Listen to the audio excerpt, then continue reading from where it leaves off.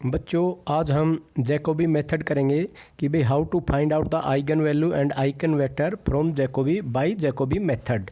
सो student, सबसे पहले हम जनरल वे में बातें करते हैं कि जैकोबी मेथड में हम कैसे यूज़ करते हैं और जैकोबी मेथड से हमें फर्स्ट क्या क्या फाइंड आउट करना है और उसके बाद फिर हम आइगन वैल्यू और आइगन वेक्टर निकालते हैं। तो यहाँ पर this method is based on the fact that diagonal element will be the eigen value of the matrix if every of diagonal element become zero.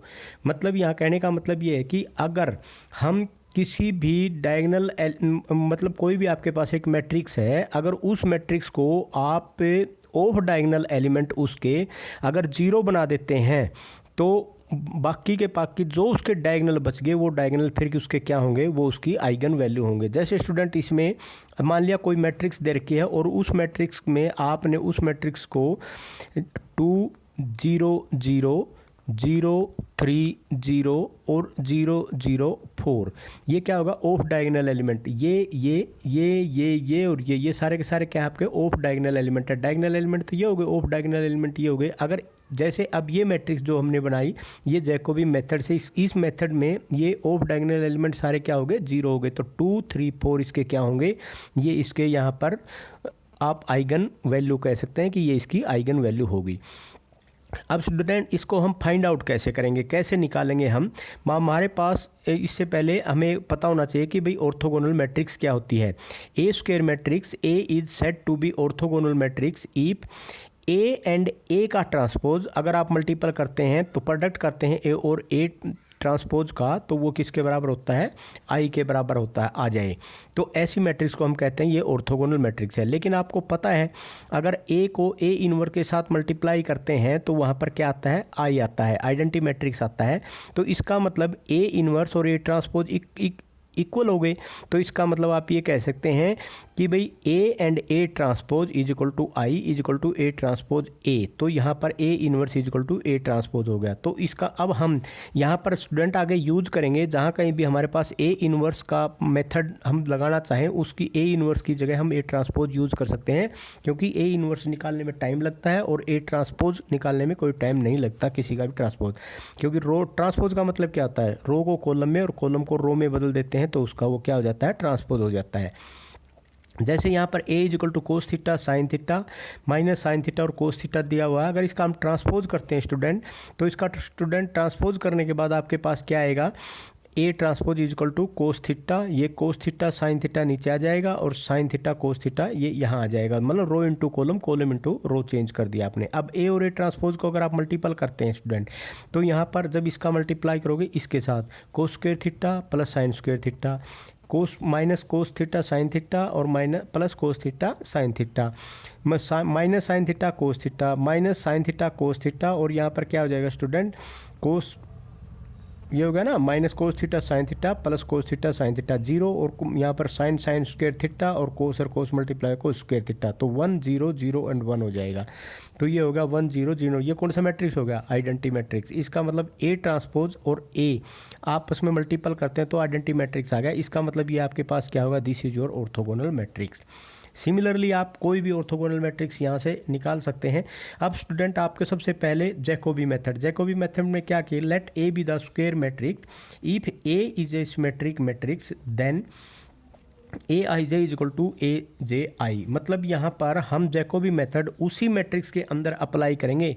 Square matrix if A is a symmetric matrix then A I J is equal to A J I. मान लिया इसमें एक चीज़ आपने लेकर चलनी है कि भाई जैकोबी मेथड हम सिर्फ सिमेट्रिक मैट्रिक्स के लिए यूज़ करते हैं, और सिमेट्रिक मैट्रिक्स आपकी क्या होती है स्टूडेंट, मतलब A I J is equal to A J I, और where I for I and J की वैल्यू के लिए। अब आई की या जे की वैल्यू कोई भी वैल्यू ले लो तो आई जे इज इक्वल टू आई दोनों अगर बराबर हैं तो मतलब आप कह सकते हैं कि ये आपकी सिमेट्रिक मैट्रिक्स है स्टूडेंट। उसके बाद अब हम क्या करते हैं जैकोबी मेथड में, सबसे पहले तो वो सिमेट्रिक मैट्रिक्स होनी चाहिए। उसके बाद सबसे पहले जो भी आपके पास एक मैट्रिक्स दे रखी है उसमें हम चूज करते हैं numerical largest of diagonal element. मतलब जो भी आपके पास एक मैट्रिक्स दे रखी है उसके अंदर हम सारे ऑफ डायगोनल एलिमेंट देखते हैं कौन कौन से हैं, और उन डायगोनल एलिमेंट्स में हम देखते हैं कि सबसे लार्जेस्ट कौन सा है।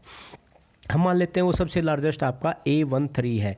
तो जब A13 हो गया ना, तो अब हम एक ऑर्थोगोनल मैट्रिक्स बनाएंगे, डिफाइन करेंगे हम, मतलब लेंगे। और वो ऑर्थोगोनल मैट्रिक्स हम किस में लेंगे, हम लेंगे उसमें 1-3 प्लेन में, क्योंकि यहाँ A13 सबसे लार्जेस्ट है, तो 1-3 प्लेन में लेंगे। 1-3 प्लेन का मतलब क्या होगा कि भाई first row, third row, first column and third column, इसके अंदर साइन थीटा कोस थीटा लिखेंगे, बाकी सब में 0 एंड 1 आ जाएगा। वो एक मेथड होता है, वो मेथड देखो मैं अभी आपको बताता हूँ।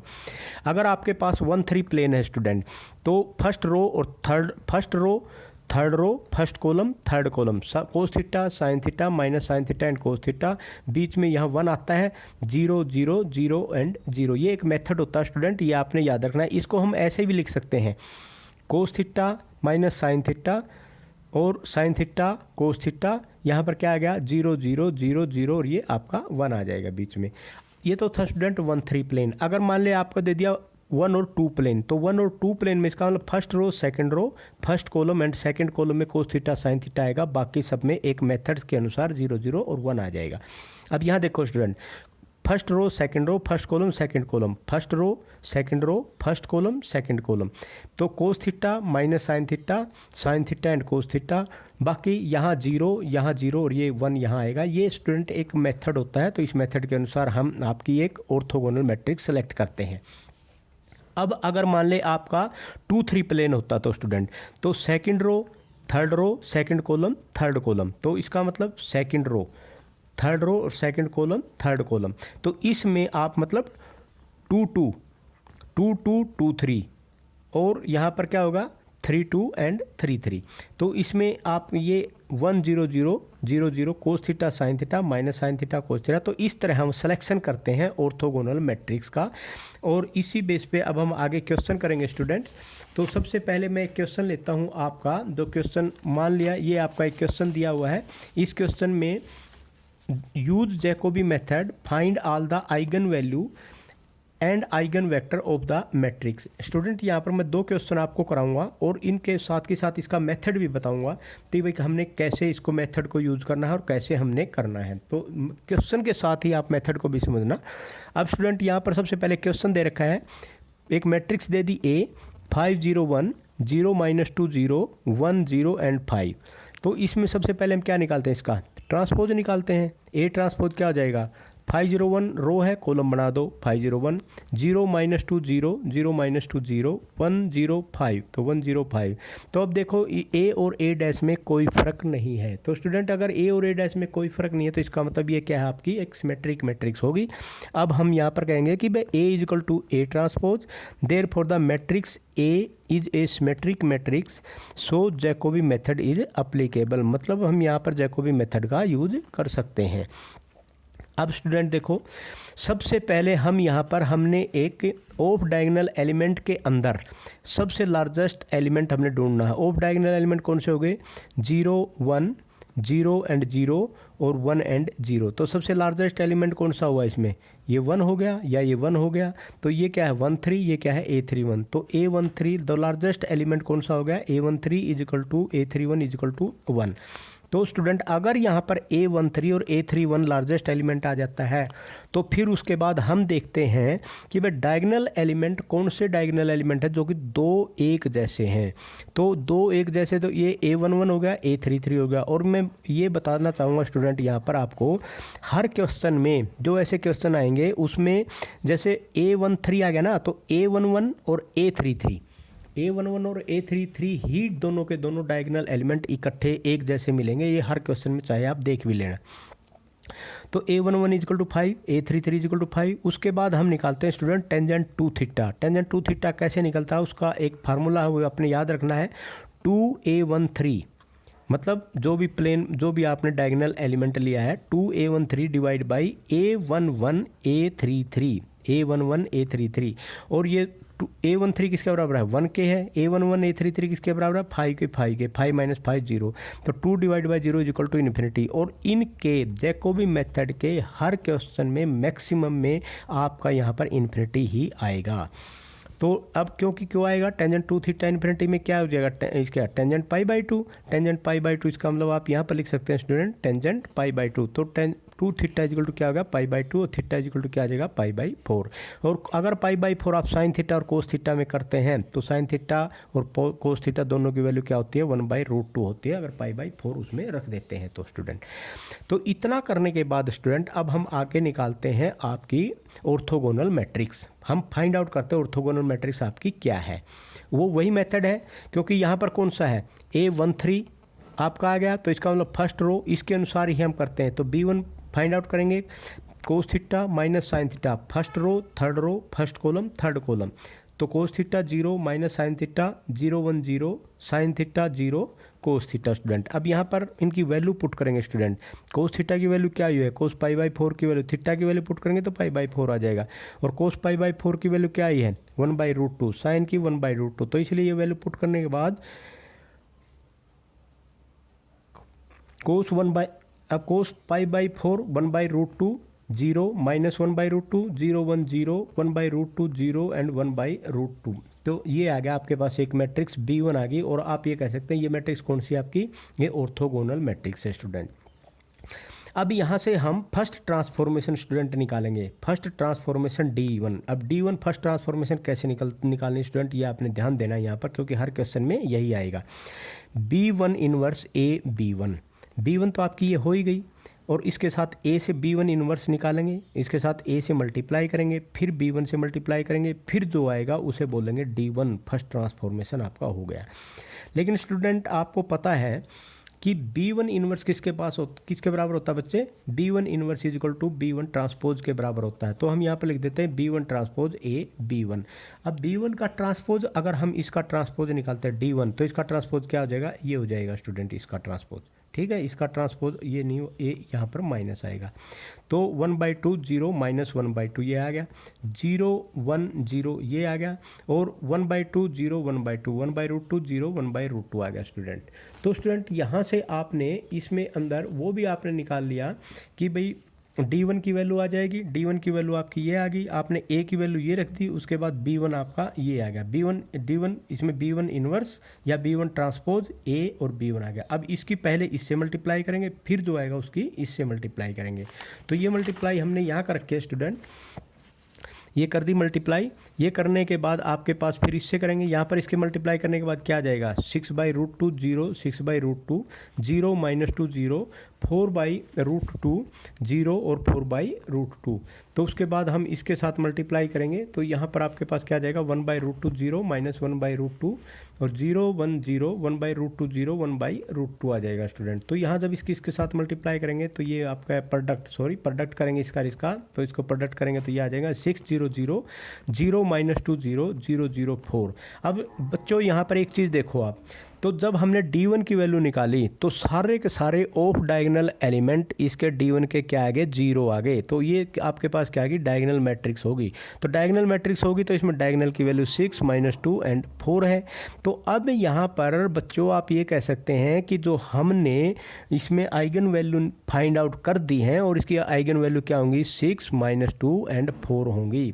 और इन आइगन वैल्यू की अब हमें corresponding eigen vector find out करने हैं।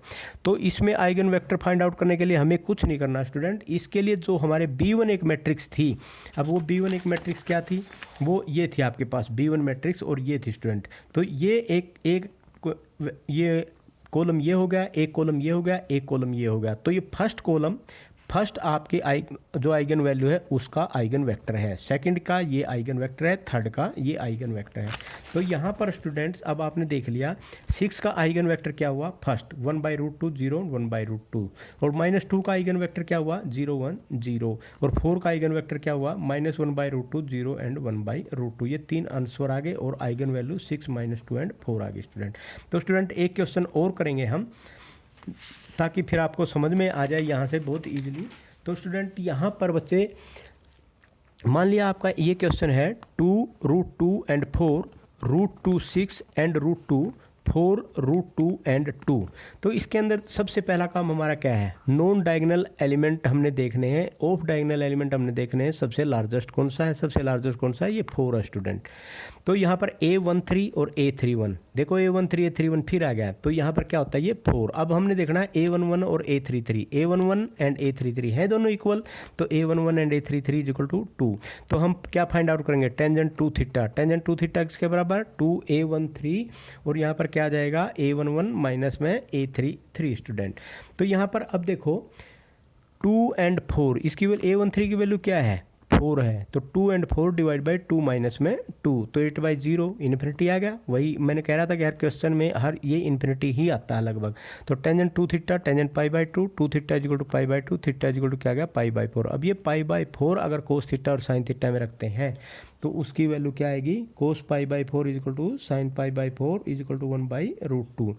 अब हम यहाँ पर एक ऑर्थोगोनल मैट्रिक्स बनाएंगे। ऑर्थोगोनल मैट्रिक्स अब किस में बनाएंगे, क्योंकि यहाँ पर आपके पास 1-3 में आपने प्लेन कौन सा लिया है, 1-3 लिया है, तो हम इस 1-3 प्लेन में ऑर्थोगोनल मैट्रिक्स बनाएंगे। तो वो B1 होती है, तो first row third row, first column third column, तो cos theta minus sine theta और साइन थीटा कोस थीटा, तो बाकी ये 1 हो जाएगा, 0 0 0 0, तो ये आ गया। उसके बाद स्टूडेंट इनकी वैल्यू पुट कर दी, कोस थीटा की π/4, तो यहाँ पर क्या आ गया, 1/√2, तो 1/√2 माइनस 1/√2, 1/√2, 1/√2, तो ये एक मैट्रिक्स आ गई स्टूडेंट। अब हम इस मैट्रिक्स को, आपको पता है कि भाई हमारे पास अगर हम इस मैट्रिक्स का, ऑर्थोगोनल मैट्रिक्स का अगर इन्वर्स और इसका ट्रांसपोज बराबर होते हैं तो B1 inverse is equal to B1 transpose. तो यहाँ पर B1 ट्रांसपोज आपने ये निकाल दिया स्टूडेंट। तो उसके बाद अब आप क्या निकालेंगे, फर्स्ट इन ट्रांसफॉर्मेशन यहाँ पर फाइंड आउट करेंगे। फर्स्ट जो ट्रांसफॉर्मेशन है आपकी वो क्या है कि भाई D1 आपने फाइंड किया, B1 इन्वर्स A B1 होता है, लेकिन B1 इन्वर्स किसके बराबर है, B1 ट्रांसपोज के बराबर है, तो B1 ट्रांसपोज A B1 आ गया स्टूडेंट। अब हम यहाँ पर क्या करेंगे, B1 ट्रांसपोज की वैल्यू ये होगी, A की जो मैट्रिक्स है ये होगी, और B1 की मैट्रिक्स आपकी क्या होगी, ये आपकी दी हुई है। तो ये तीनों यहाँ पर प्रोडक्ट करेंगे 1 बाई 1। जब इसका इसके साथ प्रोडक्ट करेंगे तो ये आ जाएगा, फिर इसको इसके साथ में क्या करेंगे, फिर इसको इसके साथ प्रोडक्ट में करेंगे। तो यहाँ स्टूडेंट प्रोडक्ट करने के लिए अब हम क्या करेंगे, तो यहाँ जो सबसे पहले है प्रोडक्ट करने के बाद D1 आ जाएगा आपका, और ये D1 क्या आ गया, 620 और 00-2।